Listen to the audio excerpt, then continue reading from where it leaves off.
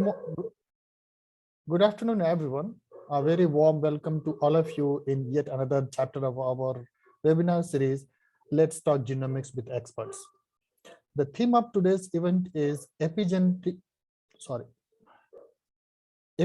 imbalance and cancer. As we all know, cancer is considered a genetic disease. At the same level, it is an epigenetic disease as well. In fact, epigenetic changes like DNA methylation, histone modification, and non-coding RNAs are susceptible to change and are excellent candidates to explain how certain environmental factors may increase the risk of cancer. Hence, cancer genetics and epigenetics are intertwined in generating the malignant phenotype. To talk more on various aspects of epigenomic change and cancer, we have Dr. Samson Mani with us. Dr. Samson Mani is currently working as Associate Professor in Department of Molecular Oncology, Cancer Institute, Chennai, and he is in charge of Molecular Diagnostic Unit. His research is focused on RNA-mediated epigenetic mechanism and aberrant DNA and methylation in cancers.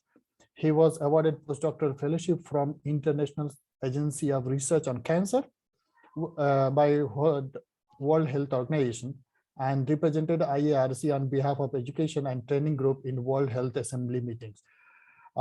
He is an impaneled NABL assessor for medical genetics and certified laboratory QMS and internal audit as per clinical labs. He also has multiple publications and patents to his credit. So I would like to call upon Dr. Samson to talk about today's session. But before that, as I can see, we have a great mix of students, lab personnel, faculties, and others in the audience today. So whosoever is attending this webinar, please feel free to interact with us and Dr. Samson in our Q&A session, which will be held immediately after his talk. So with this, Dr. Samson, we are eager to hear you now. Over to you. Thank you. Thank you, Ashutosh. So thanks for your nice briefing. So I'll share my screen now. So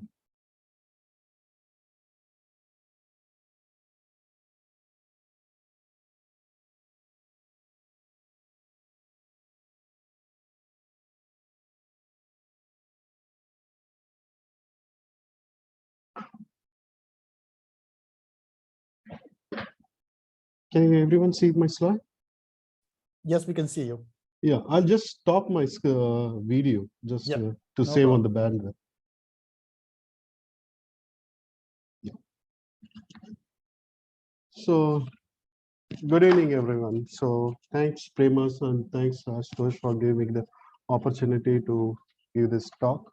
So the title in which I'm going to give a talk is on epigenomic imbalance and cancer. Most of you have heard about epigenomics, but epigenomic imbalance, so that would be a term which is new for most of you people.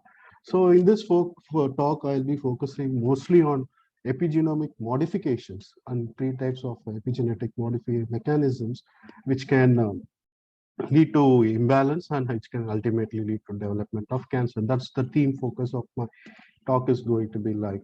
So most of you have heard about epigenetics, what epigenetics is, and epigenetics is defined as the heritable phenotypic changes that do not involve alteration in the genetic sequence. So what basically it is the changes in the DNA basis. So any chemical modification in the DNA basis, but doesn't alter the DNA sequence.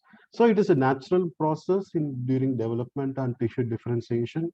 Most of it influence the epigenetic mechanism, influence the transcriptional and translational levels. So any variation or aberrations in epigenetic disease, including cancer.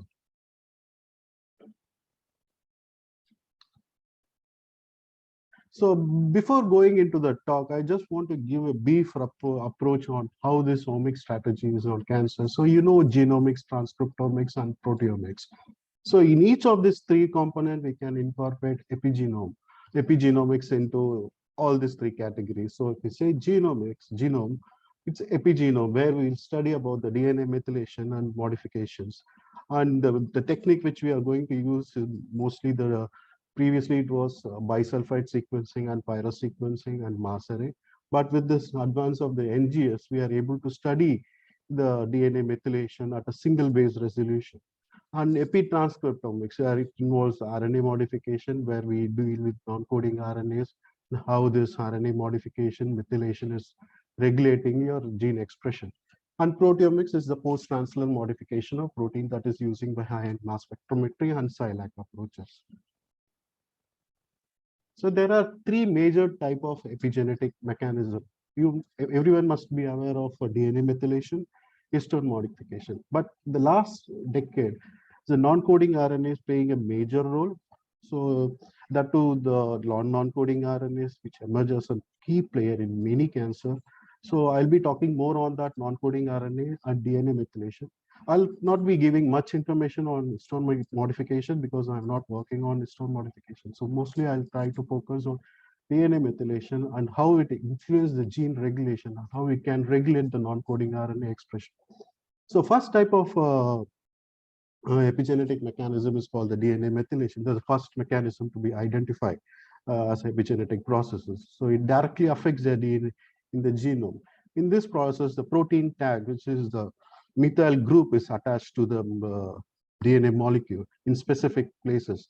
So this methyl group turns these genes on and off by interacting between the DNA and other protein. In this way, we can cell remembers which genes are on or off. The second mark is the histone modifications, which affects the DNA indirectly. DNA in the cells is wrapped around histone proteins, which form spool-like structures that enable DNA very long molecules to be wound up neatly into the chromosome inside the nucleus of the cell. Protein can attach a variety of chemical tag to histones. Other proteins in cells can detect these tags and determine whether the region of DNA should be used or ignored in the cells. So this is what about histones. And non-coding RNAs are small RNA fragments which are not more than 200 base pair. In case it is long non-coding RNA, and microRNA, it is close to 22 base pair. These RNAs are pretty stable. It is not cleaved easily by the RNA in the system. It is very strong and it's very stable. So that is why it is act as a unique strategy to identify this non-coding RNAs as a potential biomarker for diagnostics and therapeutics. So the epigenetic alteration varies during the different cycle of human development. So first is the gut microbiome, aging, lifestyle, and diet alters the epigenetic alterations. Like genetic event, epigenetic event also increases during the transformation of normal cells into a cancerous cell. So genome is largely consistent with the individual throughout the life, but epigenome is dramatically influenced by the environmental factors and developmental praxis. So epigenome may vary in different cells under different environmental conditions. So in order to classify the epigenetic and genetic aspect of cancer, in this slide tells you how the genetic part can influence the cancer development. So in genetics, it's basically the mutations and the amplification which can lead to genome instability and then cancer. And as an epigenetic process, it's basically the alteration of epigenetic enzymes like DNMT, MECP2, TET, so which influence DNA methylation, histone modification, and non-coding RNA. So the take-home message from this slide is if it is genetic, is the methylation and the mutations and the amplification. If it is epigenetics, is the alteration in the enzymes. So it can be a mutation in the genes which codes for this enzyme, or any cofactors which is required for this enzymatic activity. So these are the classical epigenetic events which I mentioned earlier. So the DNA methylation. So in cancer, we say it's global hypomethylation and gene-specific hypermethylation. So what it means is hypermethylation is increased amount of methylation in certain genes. So in cancer, it is usually the tumor suppressor gene.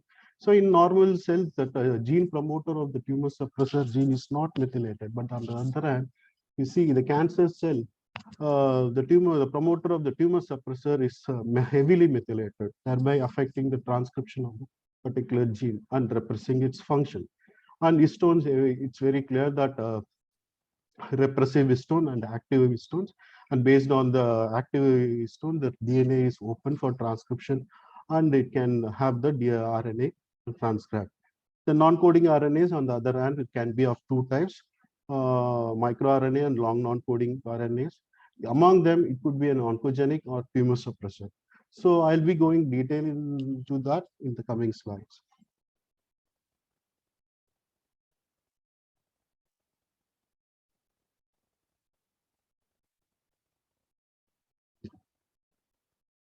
So, like I said before, the DNA demethylation is the addition of methyl group to the DNA.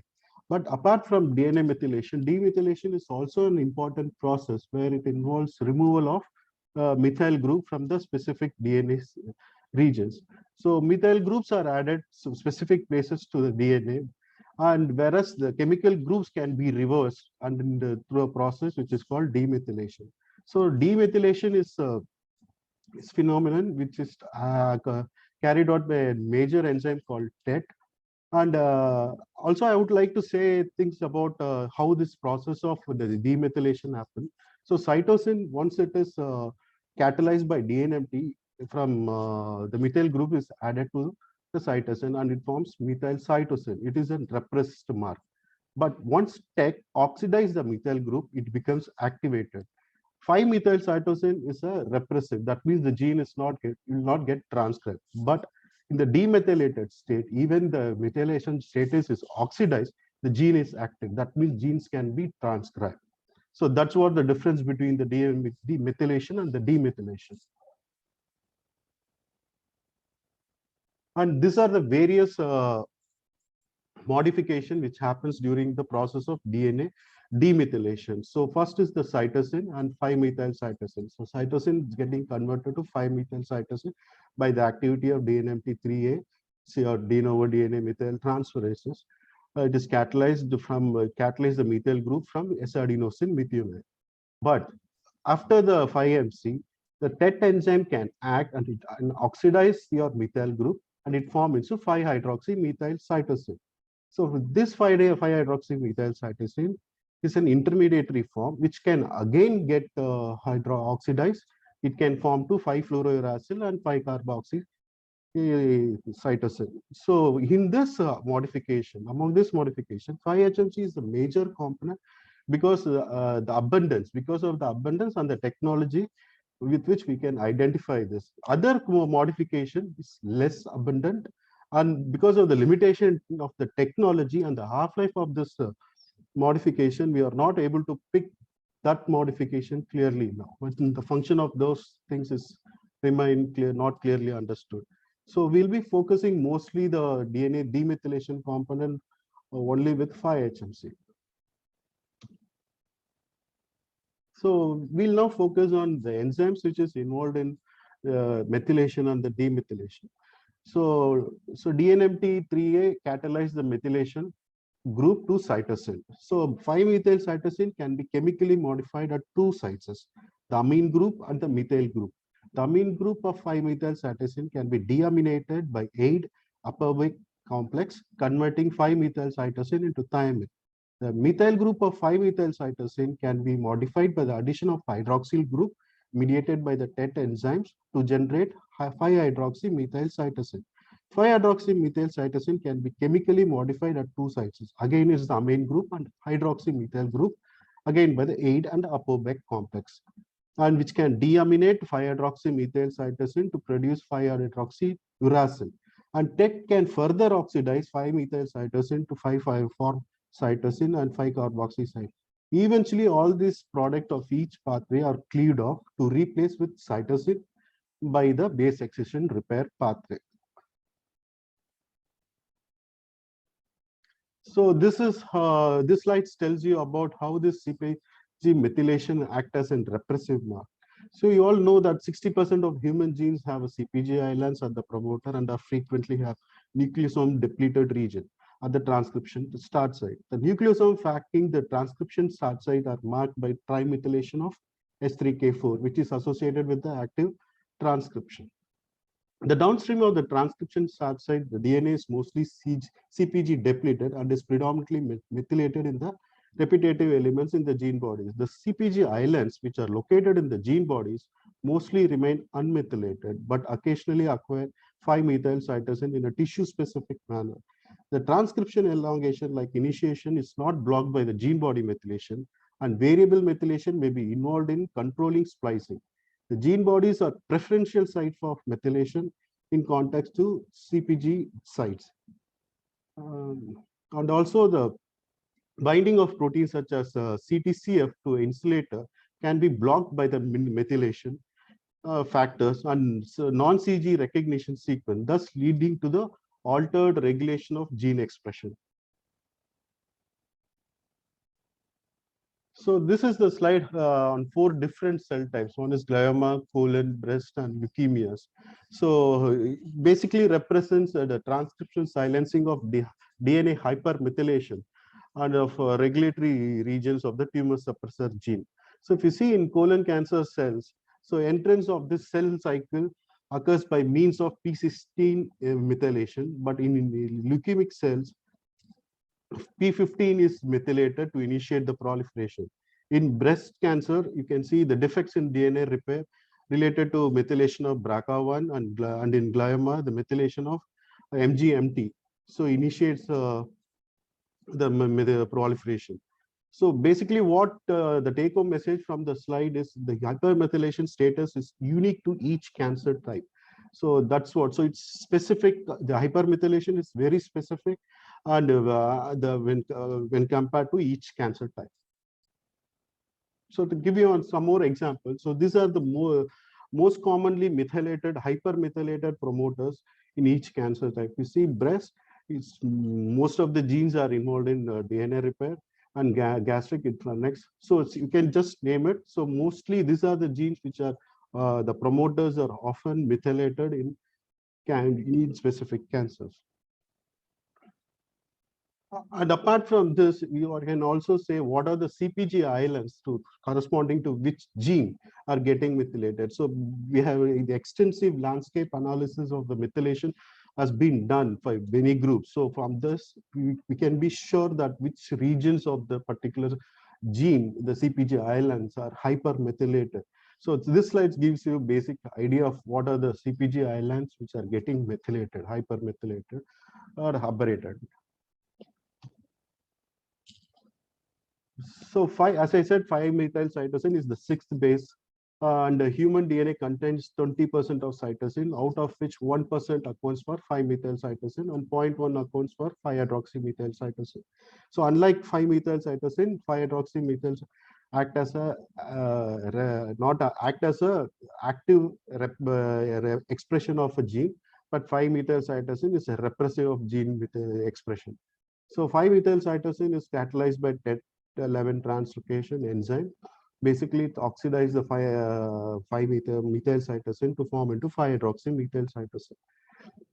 So loss of this 5-HMC has been reported in many cancers, and it's also it is also considered as a hallmark event in many cancers, for which I'll show you the evidence in the other slides. So this is the slide which shows how the demethylation pathway happens. So you can see there is 2 steps processes. It's called active demethylation and passive demethylation. So so active demethylation refers to the enzymatic process that removes or modifies the methyl group from 5-methyl cytosine. But passive DNA methylation refers to loss of 5-methyl cytosine during successive rounds of replication in the absence of functional DNA methylation machinery, that is your DNFTs and other enzymes. So mostly these 5-HMCs are enriched in the regions of gene bodies and enhancers, not in the promoters. And the existence of 5-HMC is very well dependent on 5-MCs. So without 5-MCs, 5-methyl cytosine, the HMCs cannot be there, because 5-MC should get oxidized to form 5-HMCs. So existence of 5-HMCs is dependent on 5-methyl cytosines. So like many process, this various factors, hydroxymethyl cytosine is regulated. Not only the TET has been regulated, but also the cofactors which is required for the TET to perform its activity has also been means it been affected by other factors like mutation in IDH2 1 and 2 can lead to the down regulation of glutarate in turn, which is needed for TET, and also the certain microRNAs which can affect the IDH1 and TET leads to down regulation, so that there is a impaired levels of 5-HMC.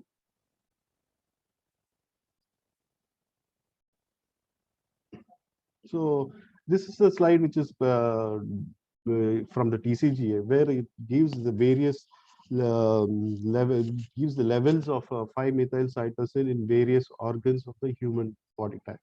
So among this, its brain is the primary organ which have a high levels of 5-methyl cytosine content.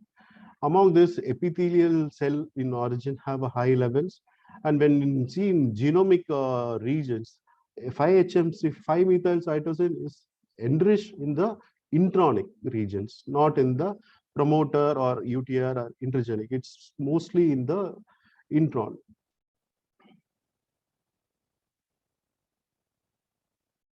So this is a study which has been published in maybe 2 years before. So it's a study on melanoma, where they have shown that this is the first study to actually report on 5-hydroxymethyl cytosine.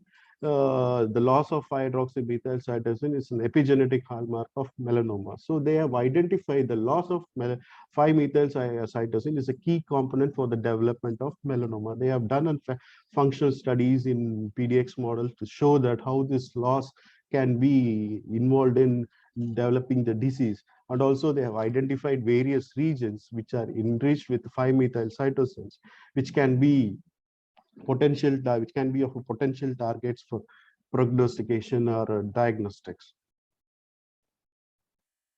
So this is our own data from our group. So where we did the analysis of 5-methyl cytosine and 5-hydroxymethyl cytosine. So DMRs are differentially methylated region, DHMRs are the differentially hydroxymethylated region. So where you can see in DMRs, so mostly the promoters are getting methylated. The brown ones are the promoters, and the promoters less than 1 kb are getting highly methylated. But when you go on the other hand, the DHMR, if you see, it is the intronic regions. So it's a distal intergenic regions, and the intronic regions are getting methylated.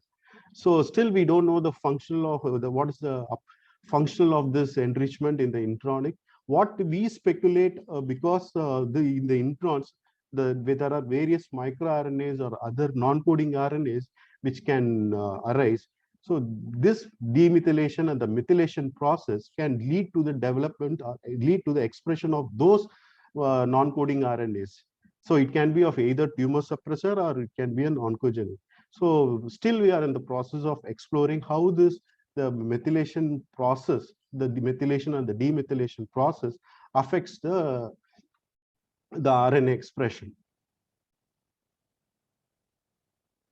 So other methylation is on the CPG methylation, non-CPG methylation. So everyone knows 85% of the CG dinucleotides are methylated. The less 15 is the CA, CT, and CC. So we don't know the function of those non-CPG methylation as of now, but there are many studies which are undergoing what is the significance or the importance of the non-CPG methylation. Again, it could have a impact on the non-coding RNAs because it's from the gene bodies exactly. So it can give rise to a lot of this non-coding RNAs. That's what we speculate, and that's the area where we are focusing our work to. And there are many other factors which can affect the non-CPG levels.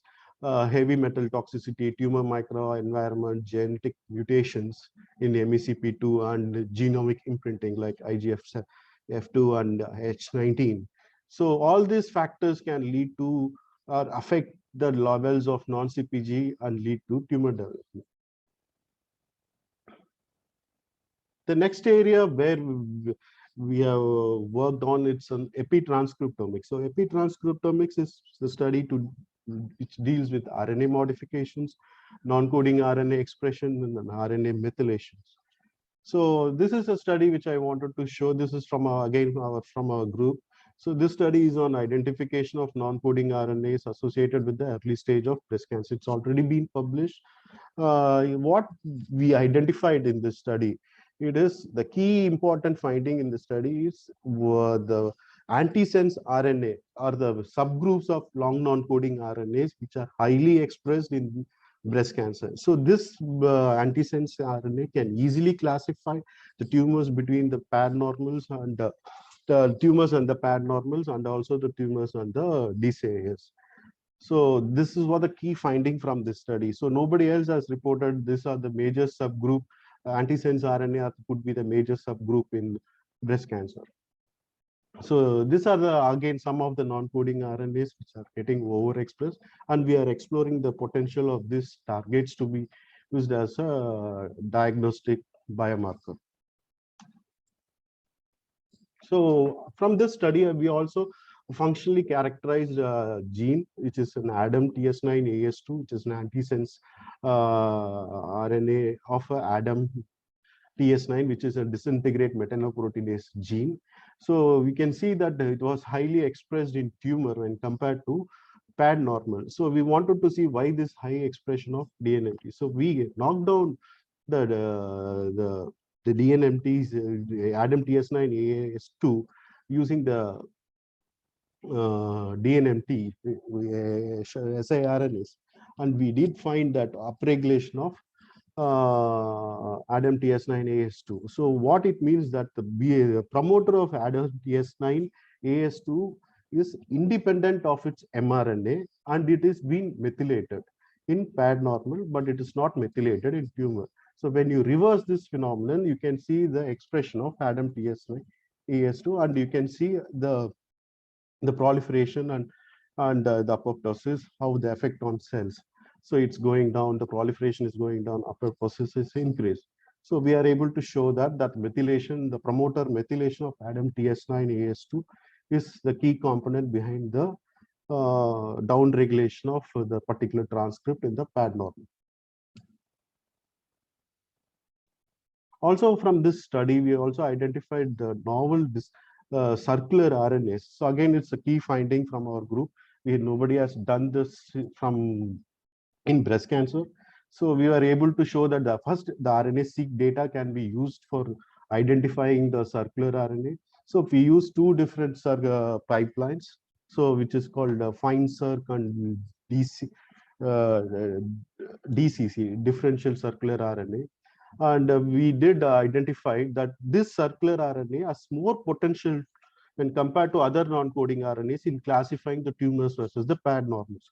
So these circular RNAs are single RNA molecule which are formed because of the back splicing during the splicing process. So it can act as a sponging, and it can regulate various mRNAs. So that is the key function of this particular circular RNA, and we are still exploring the various functional mechanism of this circular RNAs by using the siRNAs against each of these circular RNAs. So these are some examples on the circular RNAs which we are trying to identify the functional mechanism. So next area where we were working on is the RNA methylation and its modifications. So as you all know, RNA methylation is a reversible post-translational modification to RNA that genetically impacts numerous biological processes. N6A methylation is the most common RNA modification, has been reported to execute important function that affects normal lifestyle activities and diseases.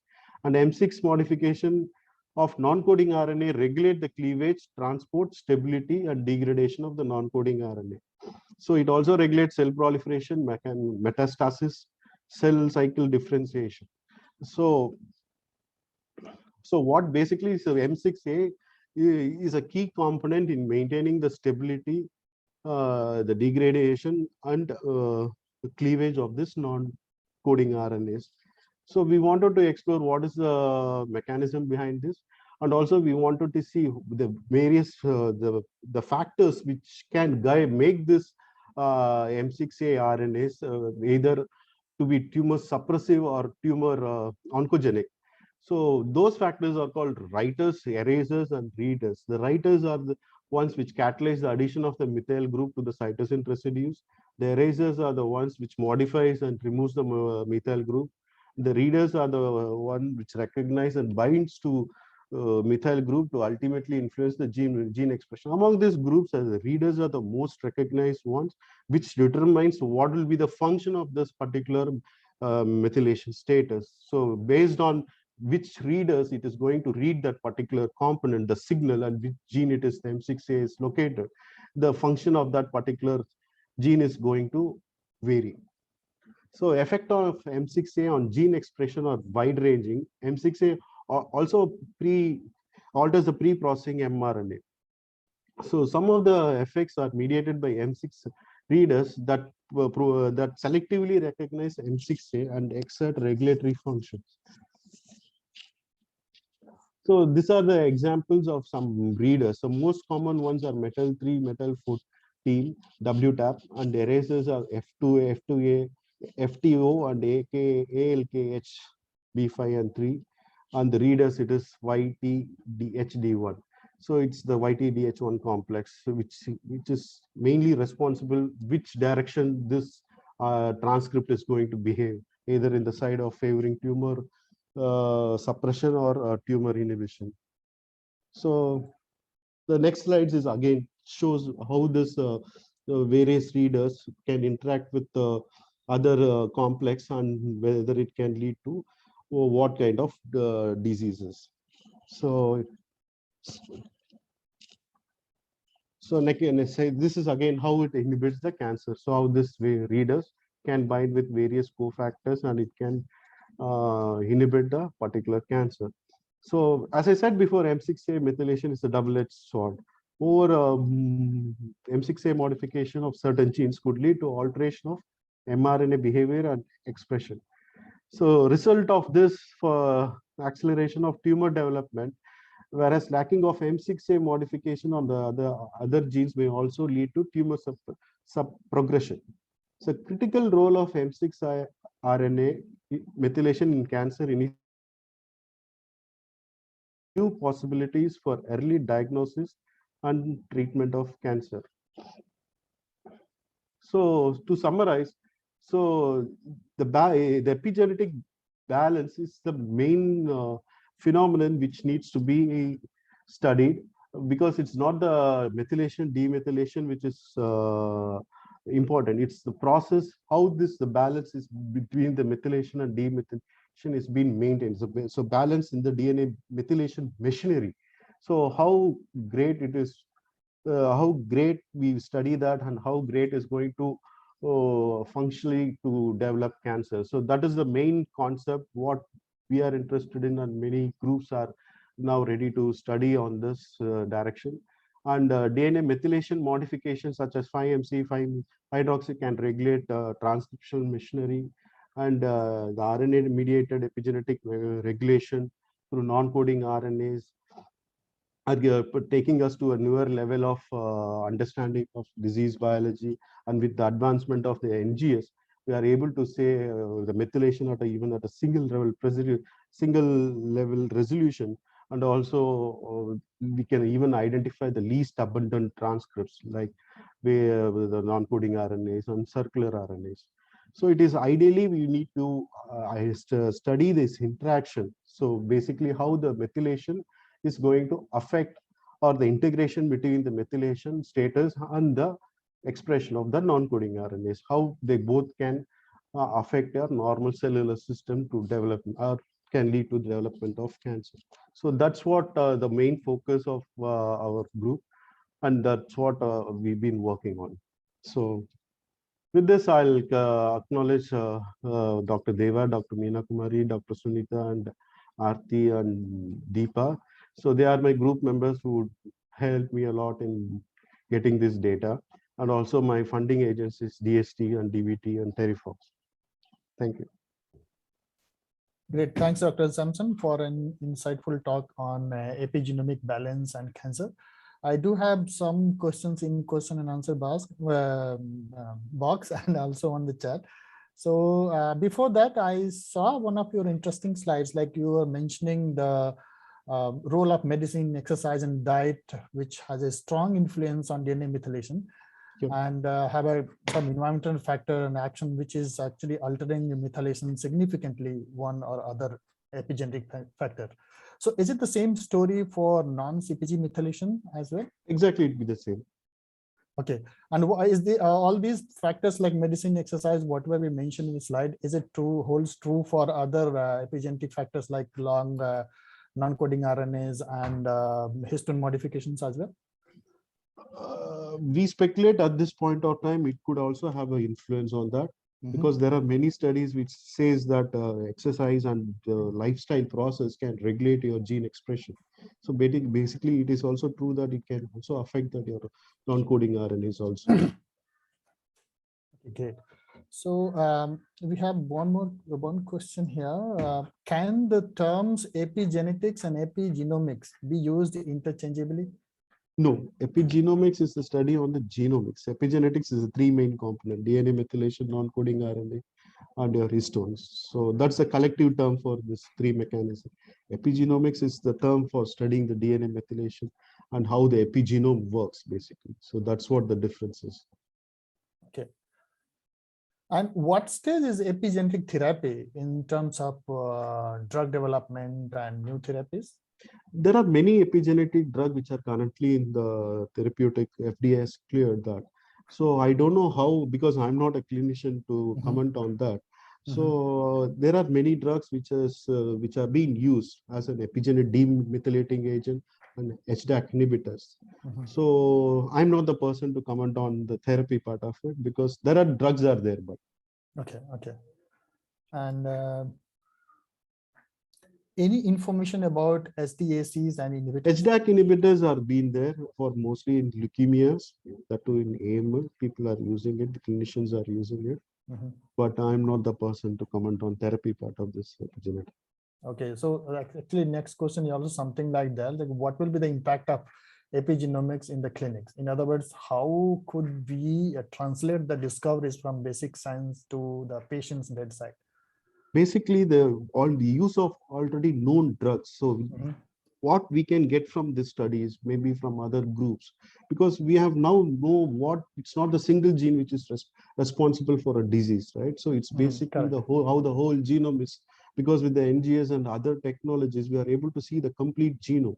So we at a single base resolution. So we just know that there is a complete loss of HMC levels, and there's gene specific hypermethylation, and the non-coding RNAs are also getting interacted with the methylation status. So we are getting so much information, and definitely have a huge impact in diagnostics. That's for sure, because this, as I said, there is non-coding RNA, they are pretty stable. And we also exploring the possibility whether it can be used as a diagnostic biomarker from as a non-invasive marker. So that means it basically from the plasma, whether you can check this particular non-coding RNA, which is again an oncogenic.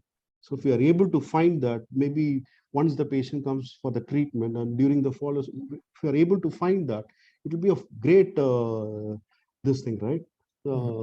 Diagnostic application. So that's what it is. It's definitely we are headed in a very good sign, but this can help us a lot. I see in few years we can have these biomarkers as methylation biomarkers, maybe as a FDA approved kit or something like. But therapy part of it, I think we still need to explore, because it's not one component which is involved in it. That's multitude of process which is get linked. We don't know whether the use of already use of already known or epigenetic drug, how we can influence the whole this thing. So not on the therapy side, but on the diagnostic side, definitely yes. Maybe close to 5 years. Yeah. Okay. Great. Good to hear this. And you know, as I've seen, like most of the epigenetic therapies are targeted in blood cancer. You know, so how is it efficacy in solid tumors? Again, it's the DNA demethylating. In pancreatic cancer, people are using this DNA demethylating azacitidine. So it's still the same. There has not been done much on the epigenetic agent as such. So the therapy part, that's what I said. I'm not a clinician to say comment on that. So I'll not be a person for it. So as you mentioned, like NGS technology is going to be really useful because there you can get like, per base resolution about methylation, whether it's CPG or any other islands. But moving forward, I mean, microarray is other things where it's being utilized for this kind of analysis, right? Ashutosh, the thing is, if you know some specific genes you wanted to screen in a whole this thing, then you can make this as a microarray panel and you can do it. But for the larger screening for identification, NGS, and that too now the spatial transcriptome is even it's going to unravel a lot of things. So we should be ready to see more information from what the spatial is going to give us. So then we need to combine everything and come up with a strategy on what way we can approach the disease, right? So still with the development of disease technologies, and still there is a lot of things needs to be done. That's how I see. But once you identify on the target, definitely you can make it into a smaller chip-based test and you can just take it into the clinics. There's some more questions here. Could you give me some insight about DNA hypermethylation in CRC? There are many genes. I showed you the list, right? I'm not able to, just a moment. I showed you the list. I showed you even the genes and also the CPG islands, which are frequently can get methylated. It's mostly the MLH ones, so it's getting methylated. I'm not able to get it, but it's mostly the MLH one and mismatch repair genes. And the CPG regions also, it's close related to mismatch repair, not with the mutation status, but the methylation part. So can we target long non-coding RNAs by small molecules? Definitely, yes. That's what we are heading. Okay, great. I think you answered it earlier as well. Our technical question is that when you did circular RNA profiling, how many reads of circular RNAs per sample were used for differential expression analysis? We set up a cutoff, but I'm not sure because I need to see the loss. The sequencing was done in 100 million padded. So we designed the experiment in such a way that even the least abundant transcript we should be able to pick up. So the sample size was pretty good, and the length was good. So that's why we are able to pick up the longer fragments like circular RNAs. It is close to 200 base. But I'm not sure on what the cutoff I said, but it will be there in the publication. It's been already published, so that information will be there. Okay. And data is also available in the SRA, so people can download and they use the data. They can find your publication in PubMed and find out the information. Okay. So is any enzyme found in human which correct the methylation? So basically, we know the enzymes DNMTs which can add the methylation group, and the enzymes like TET can remove the methylation. And we don't know, that's what how the balance.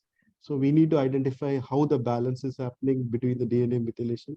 So it's not, it's already been identified. We need to identify how this balance, or what keeps the balance state between these two enzymes. Really, we should be interested in identifying the balance of these two mechanisms, the methylation and the demethylation. And if you profile 10 samples, then in how many samples a specific circular RNA should be expressed, and a minimum of how many back splice junctions reads should be there for it to qualify for the analysis?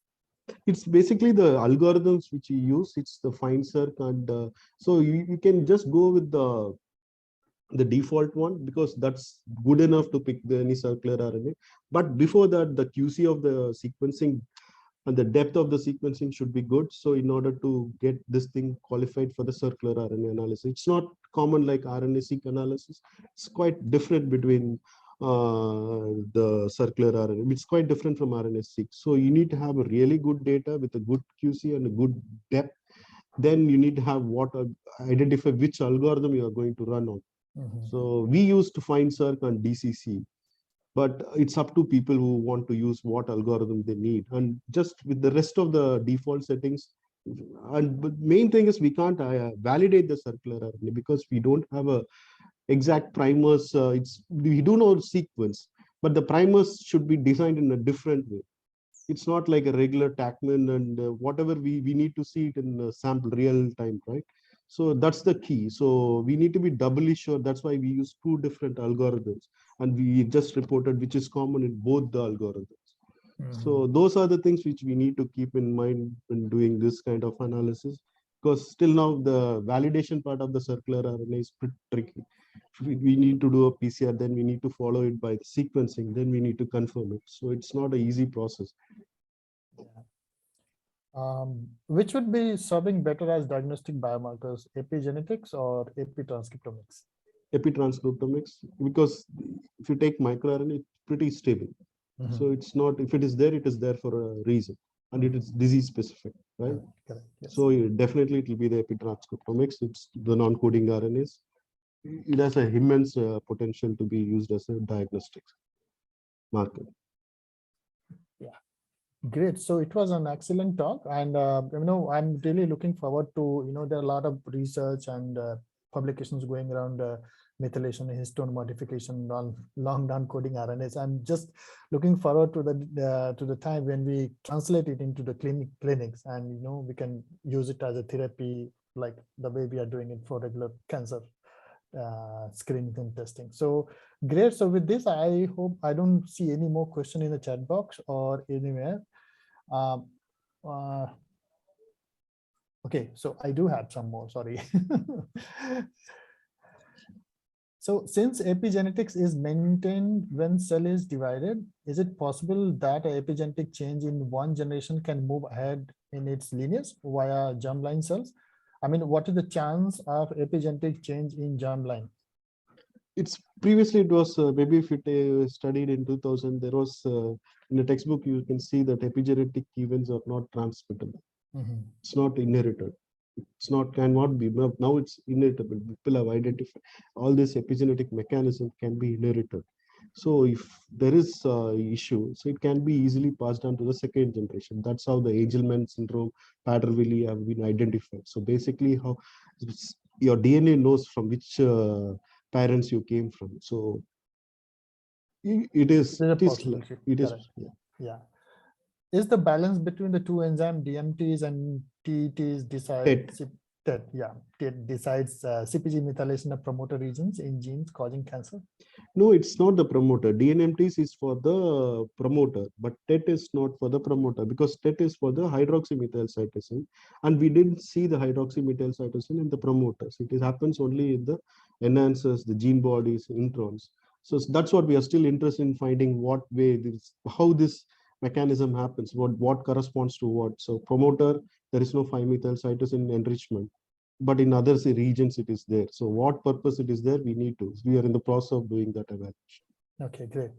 And I think we are done with the question, but other than this, you are getting a lot of applause and appreciation in the chat box as well. So thanks you for getting us such informative talks.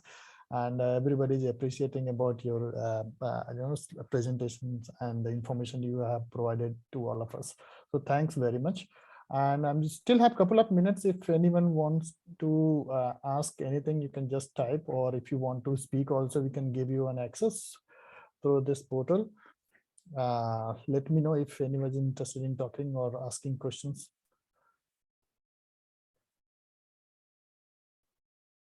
So if there are no more questions, then I would like to wind up here. Thank you, Dr. Samson, for such an insightful talk. We are looking forward to have you again in any such event in future. Thank you very much for being part of this webinar. We as Premas Life Sciences are looking forward to have you again in the future and for any other similar events. And I would also like to thank audience for their enthusiasm and proactiveness in today's sessions.